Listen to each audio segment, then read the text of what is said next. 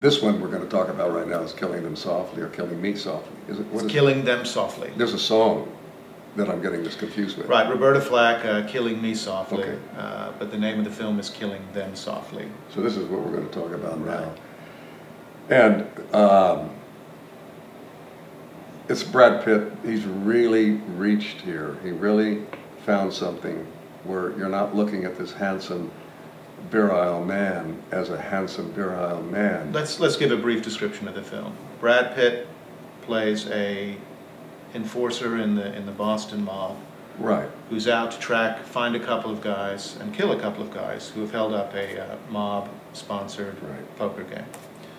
And you think it's some of his best work? Well, I think it's his absolute best work. Really? Yeah, because he didn't do anything. He did nothing.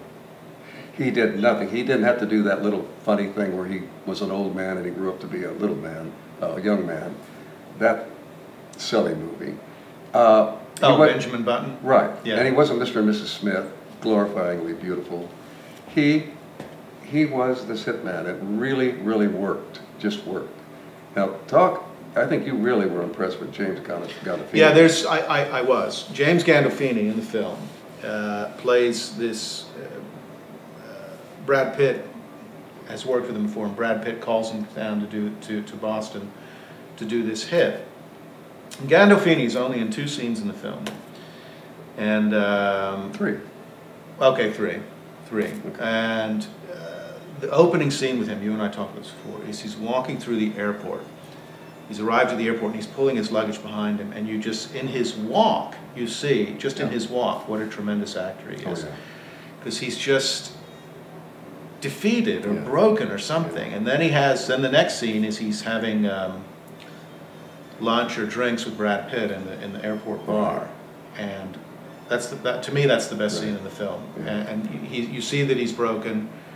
Brad Pitt figures out that he's pretty much broken. And Brad had to back off in that conversation. Well, it's Gandolfini's scene, really. No. And you said which I'm not sure I understand, but you said that you were impressed with Pitt's acting during that because scene. Because he went underneath Gandolfini. Now explain to us non-actors. You've done some acting. What that means? What going underneath? Well, means? it's just a natural thing that you do if you're if you understand film acting. You have to understand film acting.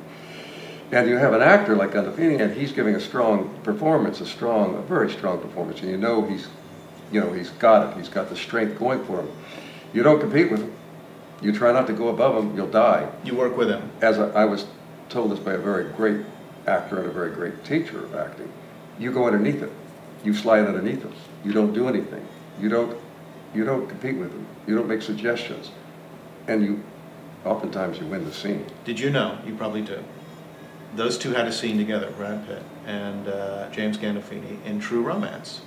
The movie came out 20 years ago. I'm trying to remember that. Brad Pitt was like a nobody then. Gandolfini was pretty much a nobody. He was a nobody. But Gandolfini plays his hitman. He's looking for Christian Slater. That's right. And he goes, Brad Pitt's smoking, he's doped up. Yeah, he's doped up. And he says, don't condescend me, man. It's really... He did really good. They really work well together. And I mean, I'm wondering if that was part of Brad Pitt's motive for calling him back to do this. Gandolfini didn't want to do it.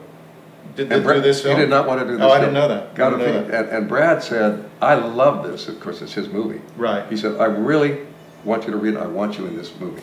And he did it. So I think are we getting close? No, if we haven't made it clear, I really liked this film. Yeah. I really did like it. I was very impressed by it. I don't know that, and I came away with, I said this before, a respect for Brad Pitt, because he's a pretty boy, he's a big star, he's part of this phenomenon of Brangelina, but he chose to do a film based on a book by George V. Higgins that was dark, that was really very low, uncompromising. With every character is a low life, and there's not one bit of Quentin Tarantino cuteness in the film. Right. I mean, these guys are just it had no comedy relief either. Not at all. Not at all. I mean, I really liked the film. I thought it had a real integrity to it, a real dirtiness, and there's no question that the film got made because he wanted it made. Right. And I think it showed a lot of courage, a lot of guts, to say, I'm going to play this film, I'm going to play this character. There's not going to be a sequel. There's not going to be a franchise start on this because this guy's just a lowlife. A lowlife, though he had some integrity. I think you disagree with me, but I thought the character had some humanity, actually. Oh, I have. He had none. He had none. How can you kill people in the face and call it humanity? But, okay, and I'll tell you what. I'll answer that. Because Ray Liotta's character gets beaten savagely in the film, and Brad Pitt says, early before that happens, he goes, "Don't beat him." He said, "You're going to kill him anyway, so why torture him?" And, you know, the mob lawyer says, "Well, no, we're not so sure we're going to kill him." He goes, "You guys always do this. You know you're going to kill him, so don't beat him. Just kill him and be done with it." And then actually his view, though harsh, Brad Pitt's view, is really the most humane one in the film. It's like, this guy's dead, this guy was dead from the minute after that card game got held up. Just get it over with. Don't torture the guy. It's a good point, but it's a very perverse type of morality. Well, but in that world, I mean, that was the most humane approach. I like the film. Okay, here we go. I recommended it. If you like that film, see another film written by, the book was based on the book Kogan's Trade by George V. Higgins. George V. Higgins wrote another novel called The Friends of Eddie Coyle. Great film, Robert Mitchum, came out about 30 years ago. Highly recommend it.